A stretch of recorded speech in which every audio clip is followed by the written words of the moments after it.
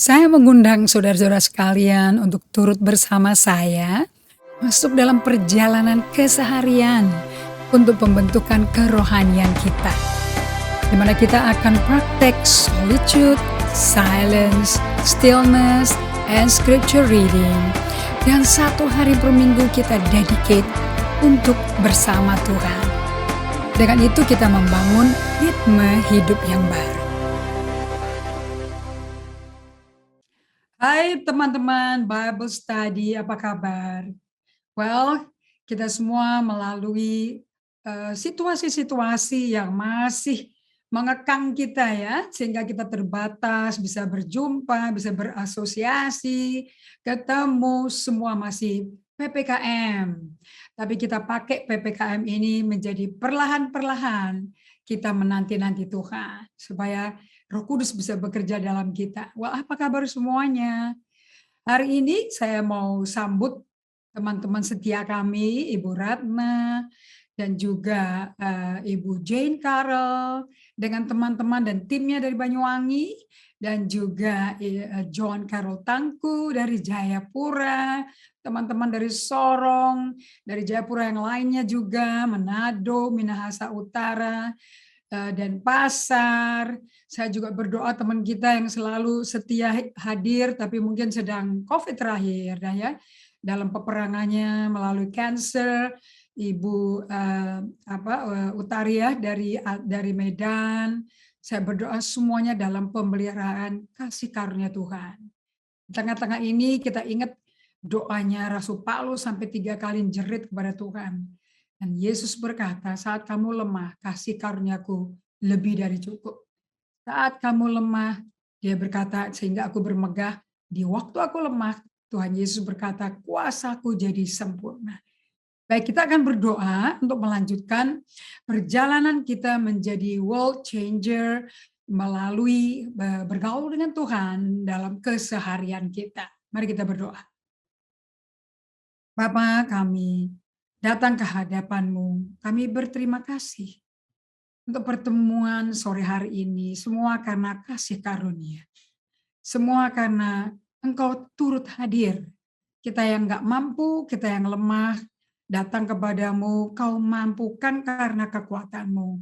Terima kasih untuk pengalaman Rasul Paulus pribadi di Filipi, di mana dia berdoa dan dia berkata dari pengalaman pribadinya di tengah-tengah pemenjaraan dia, bahwa aku dapat menanggung segala hal bersama Kristus yang menguatkan aku. Bersama dengan kami semua, apapun situasi yang sedang kami hadapi, di tempat masing-masing, di daerah masing-masing, di tengah-tengah masih global pandemic COVID-19 ini, kasih karunia Allah melimpah pada kami. Tolong kami Roh Kudus mengerti firman-Mu, berhembuslah pada setiap kami, jadikan kami murid di dalam nama Yesus Kristus kami berdoa dan syukur. Amin. Baik, kita terakhir berbicara mengenai a journey yang diatur Tuhan, di mana ke-12 rasulnya pun diundang untuk suatu journey. Boleh saya review sebentar ya? Saya mau bagikan kepada Anda bagaimana actually perjalanan yang begitu panjang, 25 tahun ya, bagi Abram, seorang Abram dan Sarai. Sampai mereka mengalami perubahan nama, dan itu nama baru diberikan oleh Allah sendiri, yang berjumpa berkali-kali kepada Abram yang sudah hampir putus semangat, yang sudah patah hati, udah mau nyerah, tapi karena Allah datang mengunjungi dia. Allah selalu membuat pada waktu dia sudah hopeless, udah at the end of the road, Allah selalu hadir. Saya tuh lagi pelajari ya, karena perjalanan Abram kan juga perjalanan kita. Ini kan semua ditulis, saya pegang Roma 15 ayat 4 untuk pembelajaran kita bagi kita yang hidup di akhir zaman. So, saya mesti belajar sebetulnya bukan macam-macam tantangannya aja yang dihadapin oleh 5 raja yang nyerang si Abram, tetapi tantangan ke dirinya sendiri. Nah, ternyata dalam 25 tahun untuk menanti seorang Ishak supaya penggenapan nubuat Allah dia menjadi bapa segala bangsa digenapi, seorang Ishak mesti lahir. Nah, untuk menanti si Ishak lahir, ternyata the waiting time, musim dan waktu menanti Tuhan menggenapi secara fisik janjinya di Kejadian 12 sampai jadi kenyataan. Wow, ternyata yang dilihat sama Tuhan itu proses pembentukan karakter Allah di Abraham. Sampai kita ingat ya di hari Kamis sebelumnya, di mana kita belajar si Abraham itu diberi nama baru yang saya kasih perkenalkan pada Anda semua. Ada huruf H ditambahin di situ. Ini saya belajar ya. H itu masuk seperti si Yosua. Ya, Yosua itu bahasa aslinya tuh Yehosua. Dan kalau Anda belajar bilangan 13, Yosua itu sebetulnya nama aslinya itu Hosea bin Nun. Tetapi karena dia selalu bergaul di kaki gunung Tuhan, waktu dia ngelayanin si Musa sebagai abdinya, bujangnya yang setia, Musanya sedang berkumpul 4 mata, muka ke muka, kata Tuhan di bilangan 12. Aku tuh ngomong sama Musa nggak pakai perumpamaan, nggak pakai nubuat, langsung terang-terangan loh. Itu di Gunung Horeb, saudara. Waktu dia mendapat blueprint bagaimana tabernakel Musa harus dibikin di padang gurun. Di mana Allah memberikan 10 perintah Allah, itu muka ke muka. Nah, waktu lagi muka ke muka itu si bujangnya yang lagi ditrain menjadi penerusnya dia suatu hari 40 tahun kemudian, Yosua sukanya bergaul sama Tuhannya Musa. Nah, disitulah kenapa kok Yosua dipilih bukan Kaleb. Nah, nama Yosua dari Hosea bin Nun dari suku Efraim itu menjadi Yehosua. Nah, Jehovah, Hosea bin Nun, Va Joshua. Namanya dia dirubah, menggambarkan itu cara Alkitab menggambarkan hubungan intimnya. Sampai Allah itu mau memberikan nama baru. So nama itu menunjuk selalu kepada identitas. Who are we actually? Kenal Tuhan, sedang perjalanan kenal Tuhan, and sampai perjalanan setelah berjumpa itu ada post perjumpaan di mana pergaulan dengan Allah itu terjadi day by day. Ternyata Abraham mengalami yang sama. Ganti namanya itu karena pergaulan intim. Gitu loh. Kayak mungkin Simon bin Yunus jadi Petrus juga sama. Bergaul intim sama Yesus. Jadi berubah namanya. Nah, saya itu kagum sampai Yohanes 21 setelah Yesus bangkit dari mati. Yesus nggak pernah nyerah sama Petrus. Dengan pribadinya yang keras kepala dan salah perspektif tapi nyulut gitu ya. Yesus sabar sekali. Saya setuju tuh terjemahan bahasa Inggris 1 Korintus 13 ayat 4. That love is long suffering. Tidak long patience, tapi long suffering. Isn't it amazing? Ada suffernya, mengasihi sesama itu melibatkan suffering ternyata. To wait, God has to wait on us. Sampai kita mau diam, berserah total, trusting God, and dia bebas bekerja di dalam kita, melakukan inner transformation yang saya bagikan di minggu sebelumnya, di hari Kamis, Sabtu, ada selalu perjalanan dengan Tuhan tuh relasinya tuh metamorfosa, berubah dari ulet ke kepompong, ulet di dalam kepompong sampai keluar pada waktunya Tuhan menjadi kupu-kupu yang luar biasa cantiknya. Bentuk wujud berubah juga. Abraham ke Abraham sama. So we are set to a journey to become world changer di Yakobus 2 ayat 23. Saya baca pakai bahasa Inggrisnya ya, because kata-katanya cocok dengan judul tema kita, Becoming the Great Lover of God. Menjadi kekasih yang luar biasanya Tuhan. Nah, so in this way the scripture was fulfilled. Because Abraham believed God. His faith was exchanged for God's righteousness. Saya bagikan pada Anda kembali ya, kata righteousness bukan kita nggak ada cacat loh. Bukan kita udah sempurna loh, oh Tuhan nggak nyari kesempurnaan. Kalau cari kesempurnaan nggak usah pakai journey dong. Ya, tapi itu journey itu a proses. Step by step, glory to glory, faith to faith. Nah, righteousness itu posisi hati kita yang disadarkan diri kita, di mana kita tuh selaras nggak ya sama Tuhan? Sepanjang jam kerja kita, jam meleknya kita, are we selaras sama Tuhan? Are we aligned with God? Nah, kalau yes, kita sadar diri dan selalu minta Roh Kudus bantu, itu namanya kita dibuat Tuhan righteous kayak Abraham. So he became known as the lover of God. Dia, ini dari the Passion Translation version ya. Dia diakui, he became, dia jadi. Berarti ada formasi baru tuh. Di mana dia sekarang jadi dari pengikut buta-butanya Allah di Kisah Rasul 7 kan ya, Stefanus khotbah ya, bagaimana Allah menampakkan diri di kepada Abraham, dia keluar dari tenda, wow ketemu Tuhan, tapi kan belum kenal, baru perjumpaan, tapi belum perkenalan. At the end of the journey dari relationship private, personal, up close dari Allah dengan Abraham, dia become the lover of God. Ergon, menjadi seorang pecinta kekasihnya Tuhan. Nah, jadi saya tulis di sini nama judulnya adalah To Become a Lover of God is actually a journey dari set for us yang perlu kita masuki dan tidak bisa ditawar. Ini baru cocok nih sama 2 Timotius 4 ayat 7 dan Ibrani 12 ayat 1 2 baru cocok deh nih. Ya, bahwa kita diwajibkan melakukan pertandingan iman. Nah, ini dan pertandingan iman is a journey. Ya, bisa relay, bisa sprint, bisa maraton, pokoknya long kilometer. Ya. To become world changer. Kalau kita being changed by the hand of God, we can bring change di environment kita. Makanya kita namanya world changer. World changer bukannya bola dunia, tapi the world that we are in. Okay, the sphere of influence. Lingkup pengaruh kita tuh, dunia kita tuh dunia artis, dunia guru, dunia pendeta, dunia dokter, everybody has their own world. Where we are, kita bisa bawa dampak perubahan. So mengikuti Tuhan, masuk ke dalam satu cooknya Yesus yang enak, itu mesti tanda kutip ya, easy yoke, kalau bahasa Indonesianya Matius 11 ayat 29, cook yang enak.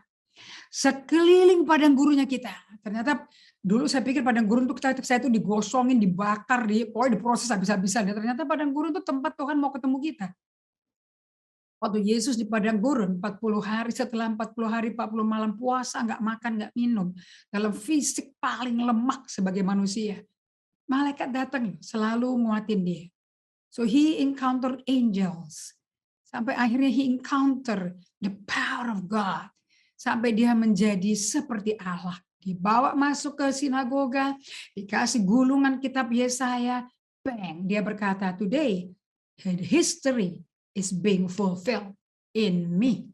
Nah, jadi ini padang gurun tuh bukan suatu tempat yang hanya jangan lihat kaktus, pasir aja, enggak. It's actually our life. Dengan di dunia yang gersang ini yang orang nggak sadar kehadiran Tuhan. Bagaimana hidup di dunia yang sakit, sementara kita disembuhin Tuhan? Apakah kita ketarik sama-sama jadi nggak sakit seperti dunia, atau we want to stand righteous with God? Nanti ujungnya dia menghasilkan karakter yang becoming, menjadi. Ya.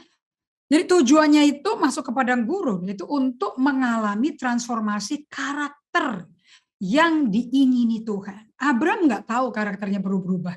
Allah yang tahu. Tapi ya saudara-saudara, saya nggak mau hakimi diri sendiri, nggak mau nyiksa diri sendiri. Allah tahu mau transformasi karakter si Abraham, betul kan ya? Itu kan orangnya bolak-balik tukang bohong.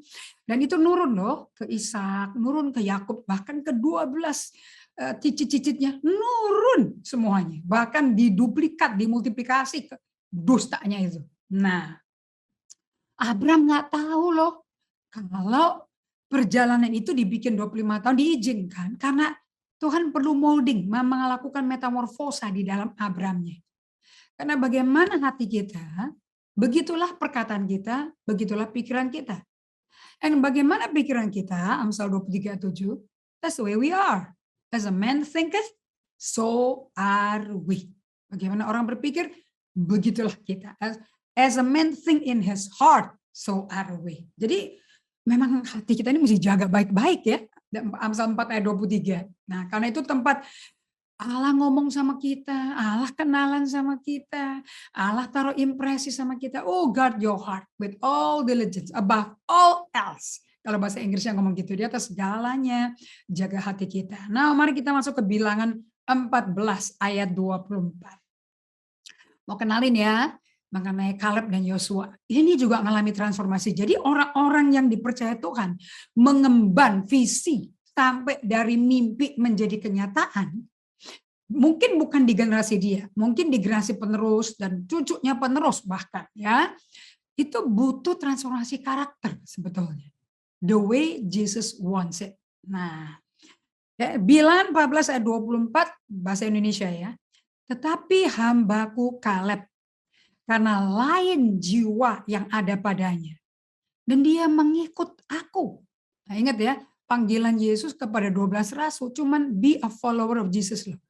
Belum dipanggil jadi be my leader, baru follower. Maka undangannya come, follow me. Dan Kaleb mengikuti aku dengan sepenuhnya. Akan kubawa dia masuk ke negeri yang telah dimasukinya. Karena dia kan masuk dengan 10 pengintai lainnya. Atas permintaan orang-orang Israel. Bukan maunya Musa. Tapi Musa tuh nurut gitu loh. Oke, let's go. Kirim dulu pengintai. Dan keturunannya akan memiliki. Jadi keputusan si Kaleb ini bergaul dengan Allah sampai ngalami metamorfosa di dalam batinnya, itu menentukan destiny daripada anak cucu. Kalau anak cucu kita nggak mau lebih melarat dari kita, lebih susah dari kita, tapi menjadi orang yang generasi komunitas yang bergaul dengan Tuhan seperti iming-iming mimpinya Tuhan sendiri. Itu keputusannya dari kita sekarang. Jadi Bapak Ibu sekalian, kalau kita bisa mengalami pertobatan melalui penginsafan Roh Kudus, itu anugerah loh. Karena kita lagi setting in motion generasi-generasi penerus our legacy untuk hidup menjadi seperti desain awalnya Tuhan. So mari kita jadi mitra kerjanya Tuhan. Jangan jalan sendiri, jangan hanya minta tolong ke Tuhan, tapi jadilah partner. Masuk ke dalam kuk enaknya Yesus. So, Bilangan 14 ayat 6 dan 9 ya. Tapi Yosua bin Nun dan Kaleb bin Yefune yang termasuk orang-orang yang telah mengintai negeri itu tanah yang penuh dengan susu dan madu, mengoyakkan pakaiannya. Kenapa saudara-saudara? Dan berkata kepada segenap umat Israel. Berarti ini bukan kepada segenap 10 orang ya. Ini ke segenap seluruh umat Israel udah diracuni oleh 10 Bani Israel yang pulang mengintai tanah susu dan madu itu dengan memikul anggur delima gede-gede sekali. Mana ada anggur dipikul ya, must be very flourishing gitu loh. Nah itu pulang juga kan 12-12-nya, yang 10 langsung aja jumping the jet ngelapor ke dunia luar. Kemudian kan dia mau yang mau ikut-ikutan Tuhan tuh ditembukin batu saudara. Nah, dan berkatalah kepada umat Israel. Jadi ini satu bangsa udah terkontaminasi nih. Negeri yang kami lalui untuk diintai itu adalah luar biasa baiknya. Jika Tuhan berkenan kepada kita, maka Ia akan membawa kita masuk ke dalamnya, ke dalam negeri itu, dan akan memberikannya kepada kita. Suatu negeri yang berlimpah-limpah dan dengan susu dan madunya. Jadi diulangi lagi ya, janji pertama kali sampai sekarang tinggal Kaleb dan Yosua. Musanya udah mati, saudara. Janjinya nggak berubah. Bedanya Kaleb sama Yosua sama orang Israel, yang lainnya 20 tahun ke bawah itu loh. Yang belum pernah lihat Mesir, belum pernah ngalami digebukin di Mesir. Hanya nenek moyangnya aja. Ternyata punya DNA ya. Sikap-sikap perilaku dosa kok yang diturunin kayak oma opa dan orang tua oma opanya sampai generasi ketiga loh. Memang itu Keluaran 20 ya 10 perintah Allah itu ya, di mana kalau orang tua membuat patung atau menyembah apapun yang diciptakan Allah di langit, di bumi, di bawah bumi, di air, hati-hati loh. Itu tindakan akan dilakukan anak cucumu dan itu menandakan mereka benci sama aku. Nanti kesalahan Bapak aku timpakan ke keturunan ketiga dan keempat. Nah bahaya kan saudara? Ngapain anak cucu kita mesti mikul keputusan nafsu kita yang salah. Sedih kita. Mari kita tiru, makanya saya undang Anda masuk ke dalam a journey to be a world changer, nyelamatin generasi berikut. Generasi buyut menyelamatkan buyut cicit. Oke. So di Bilangan 14 ayat 6 sampai 9. Sekarang ayat 9-nya ya. Hanya janganlah memberontak kepada Tuhan. Oke, keponakan saya, istrinya sama adik-adiknya dan kakaknya kemarin, aduh proses pembimbingan penginsafan Roh Kudus bekerja terus, saya tuh nonton Roh Kudus kerja di orang. Bagus sekali ya, saya bilang, ini bukan pekerjaanku, bagianku cuma menyampaikan kabar baik. Tapi bagian Roh Kudus membuat kabar baik yang cocok dengan jeritan hatimu dihidupin. Jadi saya tuh lagi nonton Roh Kudus kerja di kalian. Jadi kemuliaan benar-benar datangnya kembalinya ke Tuhan. Nah, lihat di sini. Makanya Kaleb bisa ngomong, kamu tuh jangan berontak ke Tuhan, nah, bukan ke orang. Karena yang kasih perintah Tuhan. Jadi mereka mesti punya hubungan dengan Tuhan sendiri. Dan janganlah takut kepada bangsa negeri itu sebab mereka akan kita telan habis. Ini Kaleb nggak ngomong maunya sendiri. Dia dengar dari Allah sendiri. Karena kalau baca kitab Ulangan, diulang-ulang ya riwayat-riwayat perjalanan itu one by one sampai masuk buku Yosua. Anda tahulah sejarahnya. Oke, bagaimana Allah konsisten dengan janjinya. Yang melindungi mereka, yang melindungi 7 negara lebih kuat di tanah Kanaan, tanah Yebus, Feris, Het, itu udah nggak ada, udah ninggalin mereka. Sedang Tuhan kita menyertai kita. Prinsip Emmanuel tuh ada di semua Alkitab kita loh. God, we serve a God who is with us. Nama Immanuel itu. Jadi jangan takut kepada mereka. Ini ngomongnya dia tuh teriak ya, karena udah dalam ngomongnya kepada orang yang lagi marah gitu loh. Udah batu udah berterbangan semua tuh. Jadi saya tulis di sini, mantan budak Ibrani keluar dari Mesir secara jasmaniah. Tapi Tuhan berkehendak untuk melepaskan setiap mantan budak itu dari suku Ibrani itu yang keluar dari Mesir, agar Mesirnya tuh dikeluarin dari mereka. Satu persatu. Nah, jadi perjalanan iman ini bukan sekedar pindah negara. Saya perlu ulangi lagi yang ini ya. Tetapi panggilan menuju perjalanan transformasi. Amin. Nah, sekarang kita masuk kemari ya di hari Sabtu yang lalu. Yesus memanggil 12 muridnya. Apakah undangannya purpose-nya sama? For transformational work in the inner man. Pekerjaan transformasi di dalam manusia batin kita semua. Nah, undangan kepada mereka berlaku bagi kita. Markus 1 ayat 17. Yesus berkata kepada 12 orang yang dia pilih. Kepada mereka, mari ikutlah aku dan kamu akan kujadikan penjala manusia. Di dalam 2 kalimat ini, dalam banget. Sekarang saya belajar mengenai to be a follower of Jesus, how to be a leader, terus turun mengerucut sampai ujungnya ke hati saya. Yang mesti mengalami spiritual formation, in a spiritual journey, for a spiritual transformation. Jadi formasi kita itu dulunya sebelum datang ke Yesus udah ada formnya, form rusak. Terima Yesus mulai di form, cuman karena nggak ada yang ngajarin, nggak ada yang ngerti, nggak dipandang sama kita, nggak digubris itu. Ya. Ternyata perjalanan itu dari iman ke iman is a journey, so nothing is blitzkrieg, nggak ada yang instan, cepet-cepet nggak ada, God work slow. Makanya kita memperkenalkan pada Anda semua solitude and silence beginning dengan slowing down. Pikirannya kalut, kacau, penuh, yang nggak keruan. Yang perlu ada perihal-perihal problem-problem yang muncul yang mestinya nggak perlu muncul soalnya. Muncul jadi agenda ketambah-tambahan gitu loh. Oke, dan ada yang urgent, ada emergency, nggak enak lah pokoknya secara jiwa yang mau tenang jadi nggak bisa tenang gitu loh. But di dalam proses tersebut Tuhan izinkan kan, itu yang mesti kita ngomong Tuhan izinkan, Tuhan izinkan. And He is with us, Dia ada bersama kita. Nah kita mesti dengar Dia nih. Di situasi kayak gini Dia maunya kita meresponi Dia gimana? Apakah kita keluar dari kuknya enaknya Dia? Apa mau masuk lagi? Atau mau tetap stay? Mendingan stay. Biar kita gandol-gandol, ngeluh-ngeluh, apa-apa. Tapi kan masih di kuk, nggak copot gitu loh. walaupun nggak enak rasanya. Tapi God is faithful. Katanya cooknya nggak akan nyakitin kita. It's not ill fitting.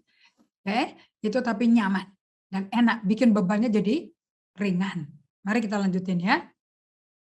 So di dalam panggilan ini, dalam banget nih 2 kalimat. Mari, come, bahasa Inggrisnya. Follow me. Datang ke dia udah satu fase. Habis itu mau follow dia, fase kedua. Kemudian fase ketiga dong nih. Transformasi terjadi. Dari penjala ikan menjadi penjala manusia. Oh, ini transformasi gila-gilaan ini. Revolusioner. Dari orang yang berpengaruh menguasai pengarungan danau Galilea, mengarungi dan menguasai ikan-ikan di situ, menjadi nafkah mereka, supaya bisa bayar gaji, supaya bisa bayar pajak, segala macam. Sekarang disuruh tinggal, ikut menjadi penjala jiwa-jiwa. Seperti mereka dipanggil, sekarang suruh manggil orang jadi follower of Jesus juga.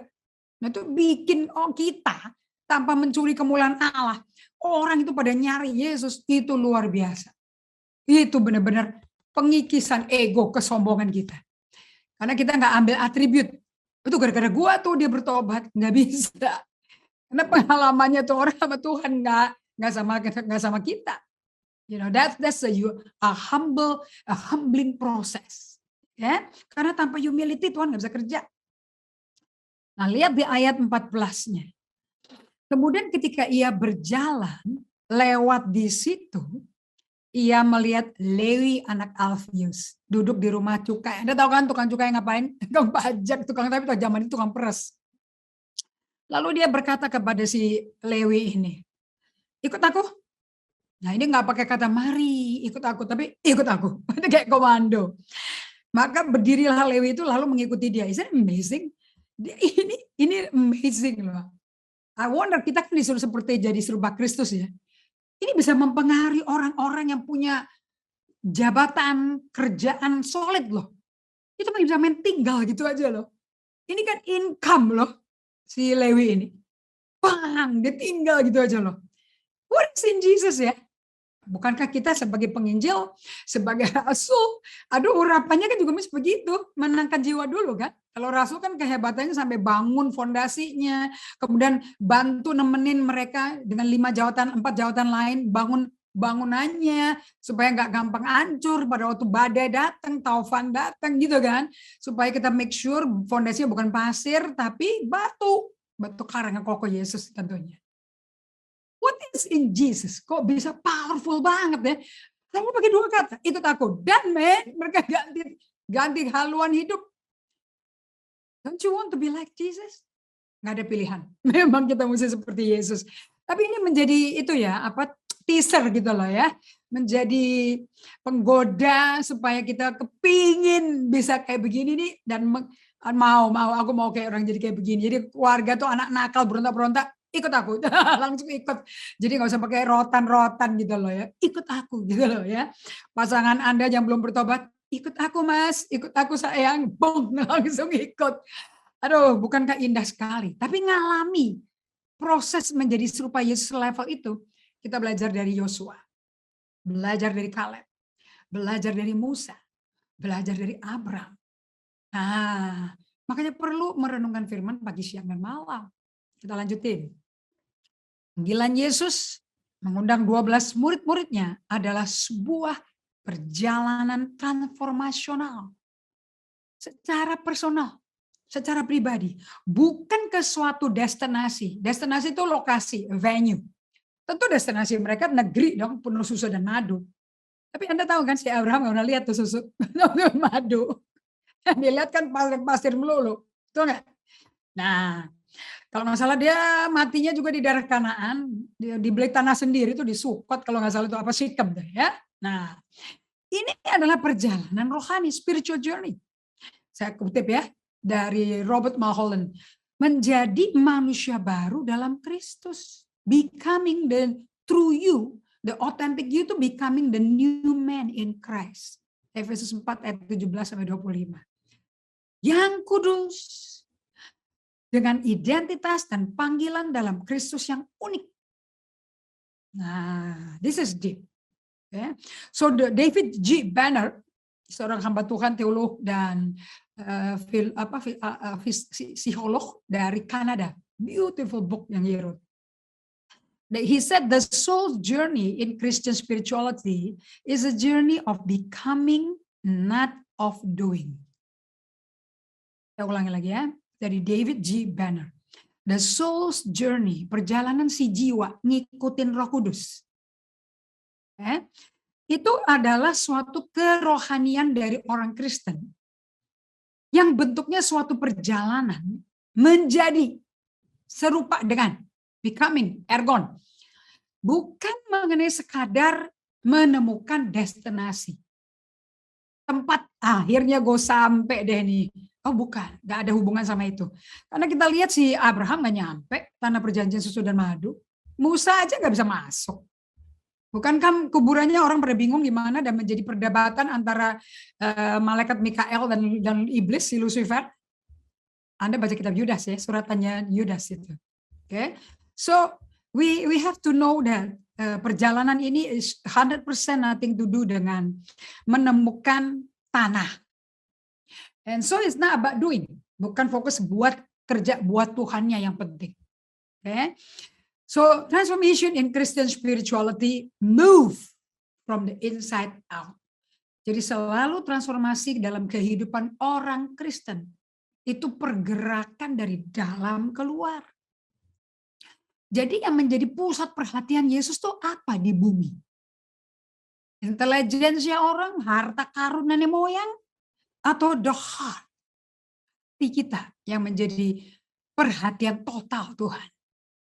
Hati ya, karena dengan hati kita percaya, dengan mulut kita mengaku Yesuslah Tuhan, kita diselamatkan. Dan bahwa Yesus bangkit dari mati, kita percaya di hati, kita diselamatkan. So heart is location bagi Tuhan di surga. Yang waktu hari Minggu saya bagikan, kita sharing sama Pastor If, that's the GPS, God's positioning system. Nah, God's positioning system di bumi di mana? Di NTT di mana? Di Soe di mana? Di Kupang di mana? Di Sumatera di mana? Di Kalimantan, di suku Dayak di mana? Di Papua di mana? Di Aceh di mana?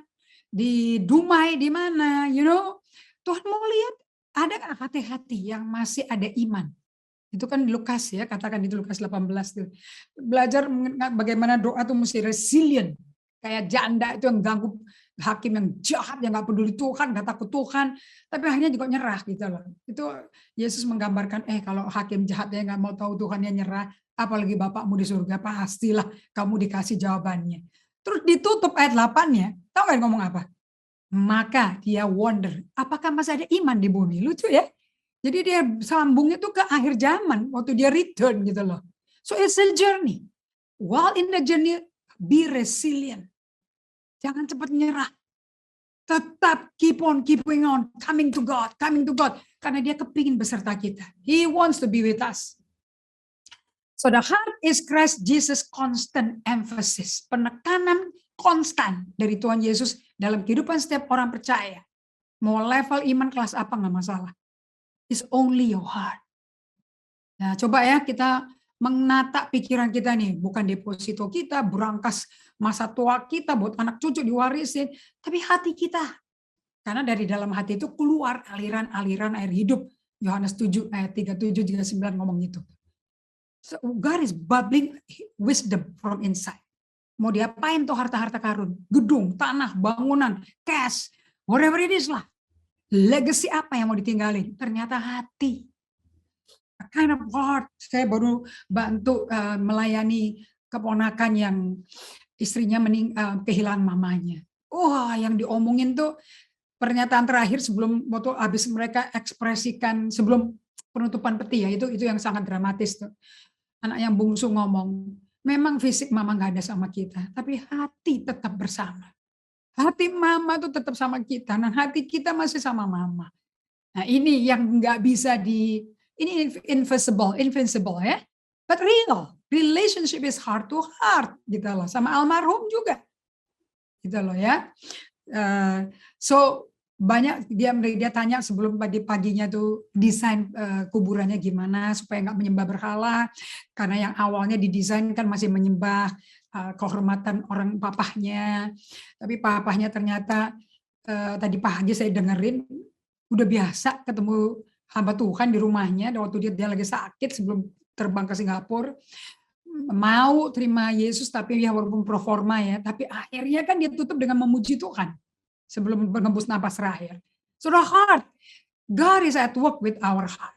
Hati-hati jaga hati kita. Jangan tahu kita yang abortus pekerjaan Tuhan lagi. Oke. So di Amsal 4 ayat 23 mau ingetin lagi ya. Supaya ini jangan jadi biasa buat kita tapi special buat kita. Jagalah hatimu dengan segala kewaspadaan. Karena dari situlah terpancar kehidupan kita.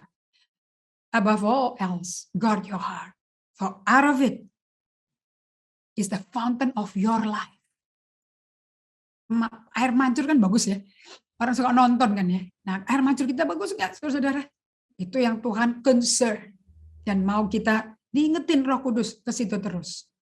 Jujur ya, untuk setiap kami mengingat sadar diri kondisi itu Tuhan tuh lagi kerja terus sama kita. Itu nggak alamiah loh. Peter Scarsero berkata, do you know the hardest part is to love your neighbor? Mengasihi sesamamu. You know what? Karena dosa, segala elemen-elemen yang dibutuhkan, yang ada di desainnya Adam pertama kali, sebagai manusia pertama yang perfect diciptakan Allah, gara-gara dosa, semua unsur-unsur elemen yang bikin dia jadi serupa Allah, jebol, ancur.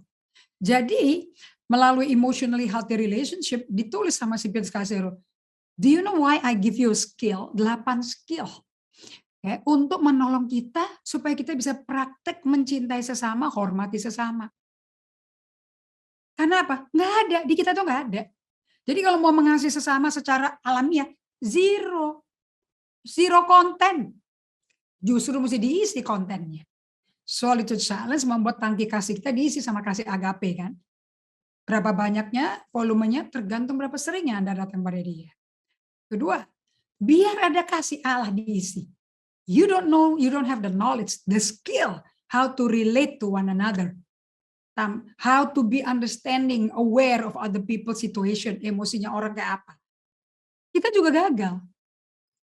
Kayak tahu mesti mengasihi, tapi don't know how to interject. Bagaimana pakainya, caranya, masuknya, kapan, nggak tahu juga.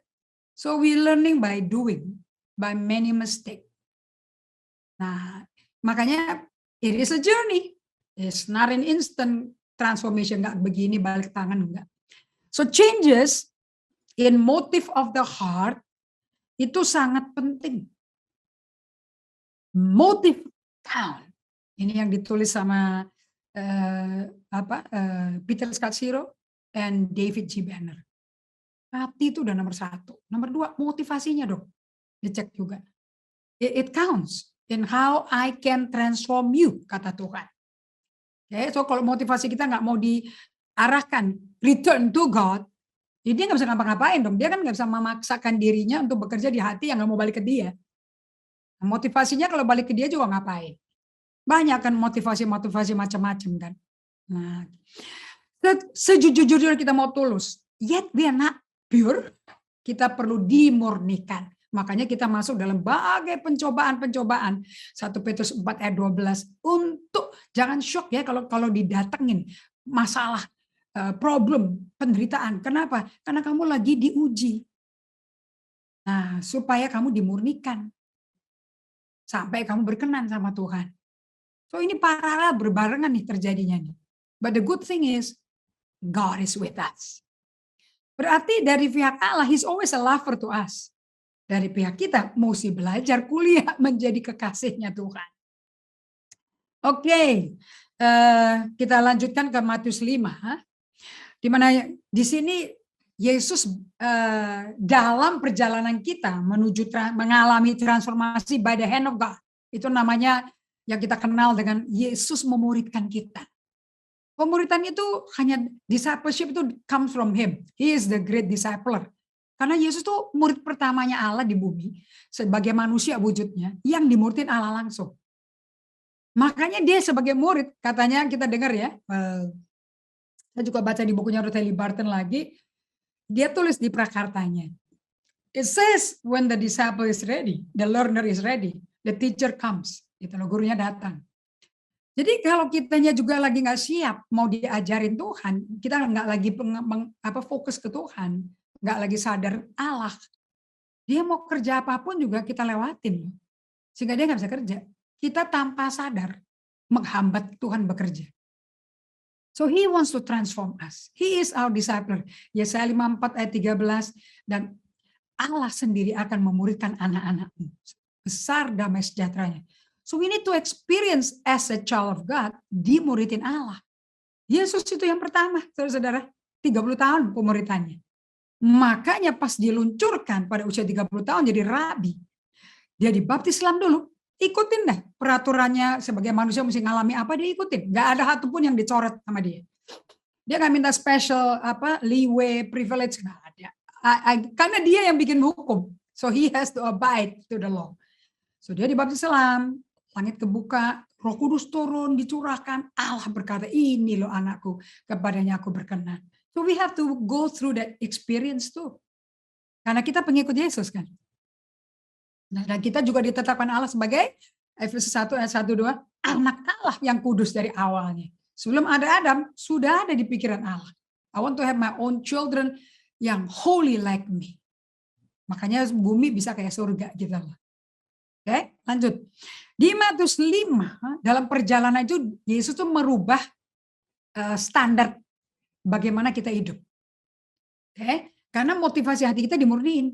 Bahkan diekspos dulu ke kita, yang nggak murni yang mana. Kemudian dia formasi lagi. By us coming to be in his presence. Sesering mungkin. Nah, dibikin standar hidup kita semakin lama semakin, kalau bahasa Matius 7, jalan kita semakin sempit. Nggak lebar lagi, dulu banyak pilihan, sekarang nggak bisa. Sekarang sempit, narrow.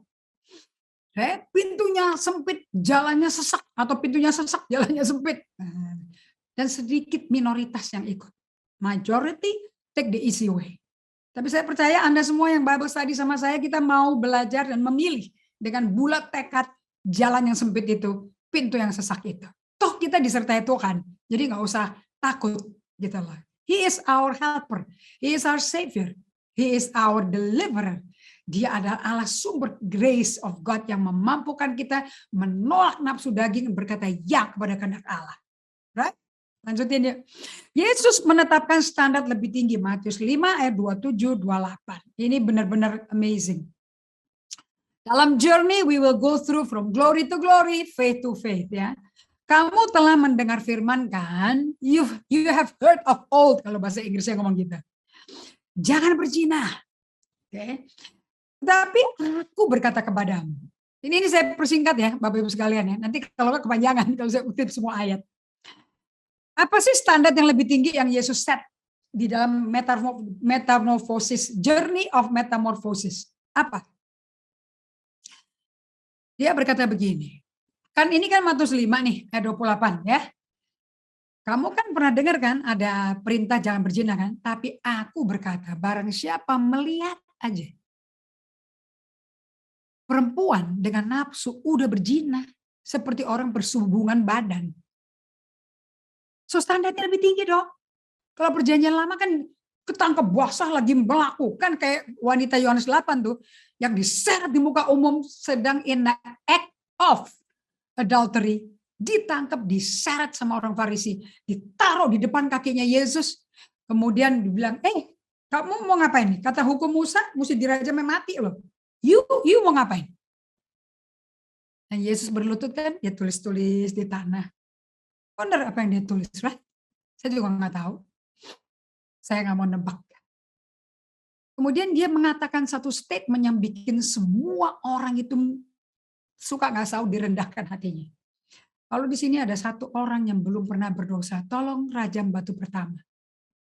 Dan dikatakan bahwa orang Farisi itu yang merajam batu si wanita ini, satu persatu mulai meninggalkan lokasi itu. Akhirnya tinggal berdua Yesus dengan perempuan itu. Dan dengan lembut, dengan meek ya, Yesus berkata, where are thine accuser? Di mana orang-orang yang mendakwa? Gak ada Tuhan. Langsung Yesus menyelesaikan case-nya. Demikian pula aku tidak menghakimi kamu. Pergilah dan jangan berdosa lagi. Sejak itu kita gak pernah muncul lagi loh kisahnya si ibu ini. pasti dia jadi normal kembali. Normal seperti gambar Tuhan maksudnya. Nah, standarnya tinggi kan? Forgiveness, grace, and transformation. Jadi untuk orang bisa berubah, dia butuh ngalami grace. Forgiveness dalam bentuk grace, dalam bentuk forgiveness. Habis itu abundant grace to enable dia mengalahkan, menjawab Yakobus 4 ayat 6 ya, Amplified ya. There is a power of the Holy Spirit to meet every evil desire in our heart. Supaya kita bisa say no to sin. Nah, untuk Anda mengalami ini, you must be under grace. Anda mesti hidup di dalam kasih karena Allah. Call it a challenge. Come to Him, the source of grace. Amin. Kita lihat di sini ya, standar yang lebih tingginya yang diset sama Yesus bagi kita semua. Satu, kondisi dari hati kita itu sangat penting, saudara-saudara. Makanya check your heart every day. Bukan introspeksi, datang aja ke Tuhan. Nanti kan waktu lagi menanti berdiam, keluar kok kondisi hatinya. Dari hari ke hari bukan semakin gampang satu silence-nya. Fokus pikiran lebih gampang. Tapi itu daging kotoran-kotoran apapun tambah keluar. Asal menitnya ditambahin ya. Dari 2 menit ke 3 menit, 3, 5, 5, 6, 7, sampai 10. Nanti tahun depan, yuk saat ke 30 menit yuk berdiam di kaki Tuhan, nantikan Tuhan. Nah, lihat. 2, motivasi hati itu penting sekali. Oke.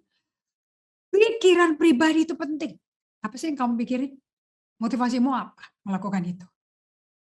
4, manusia batin kita kondisinya perlu diperhatikan. This is important. Nah, untuk bisa menerima standar hidup yang lebih tinggi dari Yesus, keempat poin ini perlu dicek, perlu dibawa ke Tuhan tiap hari. Makanya Daud berkata di Mazmur 139, Mazmur 25, Mazmur 26, ujilah aku Tuhan, cobai aku, selidiki hati dan batinku. Apakah engkau melihat jalan yang serok? Jadi Daud sendiri berkata, aku susah lihat sendiri itu nggak bisa. Maka introspeksi nggak bisa. Mesti datang ke hadirat Tuhan. Then you should know what kind of emotion do you have? What kind of heart motive do you have? Mungkin ada berubah karena situasi-situasi yang terjadi di lingkungan Anda yang Anda nggak tahu mempengaruhi Anda. Is your motive pure? Nah, itu akan kelihatan di dalam situasi masalah. Karena kita hidup dalam komunitas. Selalu ada hubungan sama orang. Dan setiap orang mengalami goncangan apapun. Nanti kelihatan apakah kita truly love them atau enggak. Atau ada tujuan kita mau bekerja sama seseorang. Mau baik sama orang. You know, all this motive will be revealed under the furnace of fire. Api pembakaran pemurnian logam. Oke. The Bible is full of that. Coba kita masuk ya ke Kisah Rasul 3. Karena di Kisah Rasul 3 ini saya tambahkan di sini. Saya tuh tertarik sebetulnya di bahasa Inggrisnya ya. Ini perkataan Rasul Petrus. Dia ngomong gini sama orang-orang Israel yang kaget tuh lihat Petrus Yohanes lakukan mujizat, orang yang udah 38 tahun cacat di pintu gerbang indah. Repent ye and be converted. Ini bahasa Indonesianya agak sulit nih saudara. Kalau saya ngelihatnya repent itu balik ke aslinya.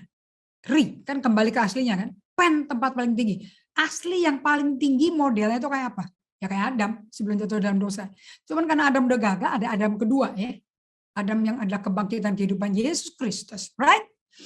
Nah, terus converted itu apa? Be ye converted. Saya itu kan konversi ya. Mata uang converted. Rupiah ke dolar, ya jual dolar ke rupiah, itu kan konversi kan, ada nilainya, perubahan standar. Nah, atau dari 110 volt ke 200 volt, nah itu kan juga conversion kan. Jadi aku tuh belajar di sini kalau bahasa Indonesia kan lihat nih, sadarlah dan bertobatlah. Sadar tuh insaf oleh pekerjaan Roh Kudus. Bertobatlah kembali ke posisi yang aslinya, kualitas kudus suci yang tinggi yang Tuhan punya. Oke? Supaya dosamu dihapuskan. Ternyata untuk dosa bisa dihapuskan ada standar, saudara. Standarnya apa? Nomor 1, Pertobatan karena bukan ketangkep basah. Jangan kayak maling ketangkep basah. Aduh, gue nggak enak, terpaksa gue minta maaf. Nggak mau. Bawa ke Tuhan. Kalau udah tahu salah di muka orang, bawa ke Tuhan, datang ke Tuhan. Karena buat manusia yang kita perlakukan salah, nggak fair, belum tentu mereka bisa ngampuni instan, cepat. Tapi kalau Tuhan pasti ngampuni. Datang ke Tuhan, akui segala kesalahanmu, dosamu, maka Allah tiada adil mengampunimu kan, dan memberikan hati yang benar, hati yang baik. Baru datang ke orang, karena kalau kita nggak terima pengampunan dari Tuhan, mau kasih apa pengampunan ke orang? Kita nggak bisa beri apa yang kita nggak punya loh. Sadar dan bertobatlah supaya dosamu dihapuskan. Jadi dosa dihapuskan nggak kece-kece banget gitu loh, nggak sepele-sepele banget, nggak gampang-gampang banget, saudara. Ya, ini a massive work yang butuh pekerjaan Roh Kudus di dalam kita. Kolaborasi Roh Kudus dan kita yang mau rendah hati, Roh Kudus yang kerja. Oke? Agar Tuhan mendatangkan waktu kelegaan. Kalau bahasa Inggrisnya bukan time of rest, tapi time of refreshing, kesegaran, refreshing from the presence of the Lord. Okay? Dan mengutus Yesus, and Jesus come to us personally, yang dari semula diuntukkan bagimu sebagai Christ the Messiah. Nah, lihat di sini, Yesusnya aja memperkenalkan dirinya dari Yesus manusia, Allah mengambil bentuk inkarnasi manusia yang menanggung dosa manusia. Sekarang kamu ketemu sebagai Mesias. There is already transformation. Jadi untuk ketemu Yesus sebagai Mesias, you need to be converted. Biasa hidup 110 volt, sekarang 200. Kan ke tempat yang lebih tinggi, lebih powerful. Right? Because Roh Kudus nyinsafin kita. Right. So lihat tuh bahasa Inggrisnya tuh, saya tulis tuh. So repent, change your inner self. Wow. Change your inner being itu pekerjaan Tuhan. Your old way of thinking. Regret passing. Kita baru bisa mau merubah pola pikir kita kalau ada penyesalan dari dosa-dosa kemarin, masa lampau, dulu. Apalah terminologi Anda lah. Dosa yang dulu kayak masa lampau, kayak kemarin pagi, kayak kemarin malam, whatever it is. Okay? You cannot bertobat kalau nggak ada perubahan cara mikir, jalan berpikirmu. Nah itu dimulai dengan your inner self mesti mengalami perubahan. Ya, caranya gimana, saudara? Kan kapan nggak introspeksi? Datang solitude silence, be alone with God. Tidak minta mujizat, tidak minta uang, tidak minta apapun kesembuhan. Seek Him. Kejar kerajaan surga dan kebenarannya, maka semuanya akan ditambahkan. Oke? Okay? And return. Sorry ya, ada salah ketik tuh. Bukan return, tapi return. Itu. Maaf ini jari saya ini powerful sekali, saudara. Sudah nggak bisa bengkok. Tapi ini alat ketik saya, saudara-saudara. Oke? Itu jadi ritut gitu ya. Return to God. Seek His purpose for your life. Udah deh. Orang lain jangan diurusin. Urusin awakmu dewe. So that your sins may be wiped away. Blotted out. Apa tuh? Tanya Pastor If tuh, dia jago melukis tuh. Kalau nyoret garis tinta yang salah kayak apa tuh ngilanginnya. Mana mungkin pakai alis mata salah gambar diapain. Kelap-kelip nggak akan hilang, men. Copot malah bulu pada palsunya. Completely erase. Seluruhnya dihapus. Tuh gimana tuh ya?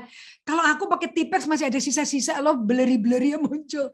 Ini gone, disappear into blistering nothing. So that times of refreshing may come from the presence of the Lord. Saya suka pakai bahasa Inggrisnya. May come from the presence of the Lord, restoring you like a cool wind of a hot day. Wow. Ini aja udah cukup nih buat penutup besar di hari ini. Deep ini, saudara. Oke, saya mau treasure 5 menit ya terakhir nih ya.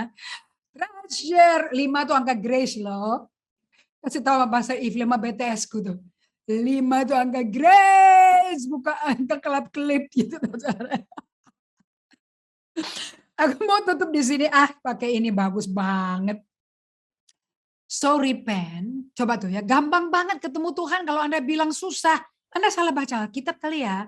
Saya kasih kunci, ini kunci saya, Pastor Evelyn suka sekali kita sama ayat ini loh. Ya, Acts 3, 19, 20. Favorite scripture.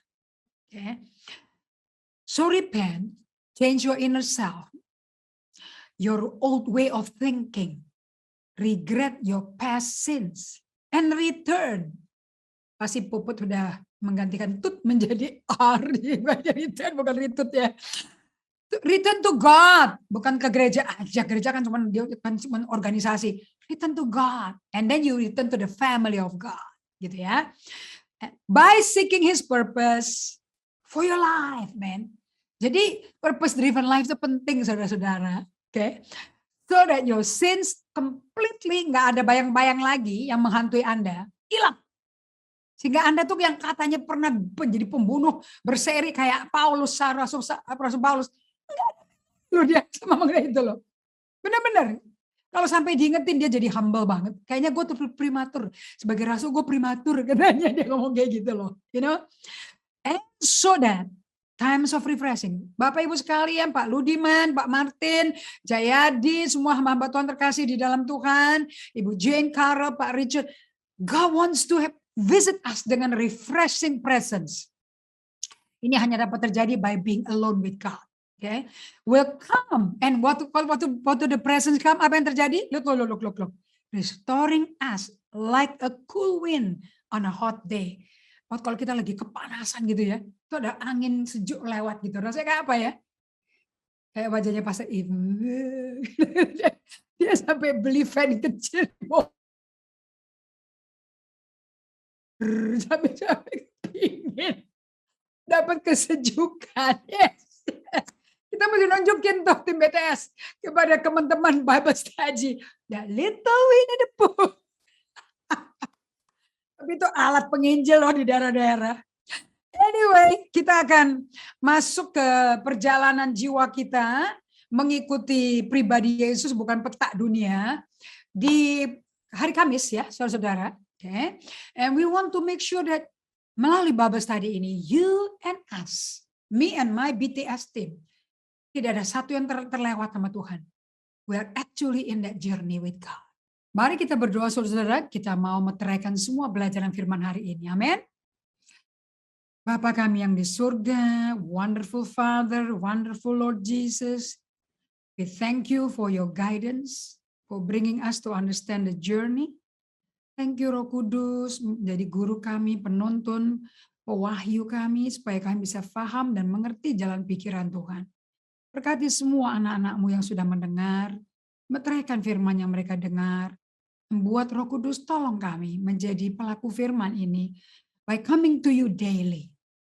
Dan melihat, mengizinkan tangan Allah bekerja dalam kami. Father, we thank you for this journey yang Kau singkapkan pada kami. Kau tidak beda-bedakan orang, kami akan ditemani Engkau sama dengan siapapun, dengan Abraham, dengan Daud, semua ditemani, kami juga ditemani. We thank you for today. Kami berikan hormat, pujian, kemuliaan hanya bagi-Mu dalam nama Yesus Kristus. Amin. So teman-teman, kita akan berjumpa lagi hari Sabtu depan, jam 12 siang. Sampai jumpa di Bible Study berikutnya. God bless you.